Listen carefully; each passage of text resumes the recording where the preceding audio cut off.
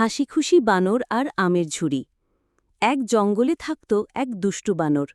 একদিন সে দেখল এক বালক গাছের নিচে বসে ঝুড়ি ভর্তি পাকা আম খাচ্ছে। বানরের মুখে পানি এসে গেল। বানর চুপি চুপি এসে বালকের পেছনে দাঁড়াল। হঠাৎ করে সে বলে উঠল, আরে, তোমার মাথার উপর একটা বড় সাপ। বালক ভয়ে চমকে উঠে দৌড় দিল, কিন্তু মাথার উপর কিছুই ছিল না। সুযোগ বুঝে বানর ঝুড়ি নিয়ে গাছে উঠে পড়ল। গাছে বসে বানর আম খেতে শুরু করল, কিন্তু সমস্যা হল বানর একসাথে 3টে আম মুখে পুরে ফেলল। মুখ ফুলে বেলুনের মতো হয়ে গেল। নিচে দাঁড়ানো বালক হেসে কুটি। বালক বলল, আমার আম চুরি করলে এভাবেই গালে বেলুন ফুটে যাবে। বানর গম্ভীর গলায় বলল, আমি তো গাছে বসে বেলুন বানাই, চাইলে তোমাকে একটা দেব।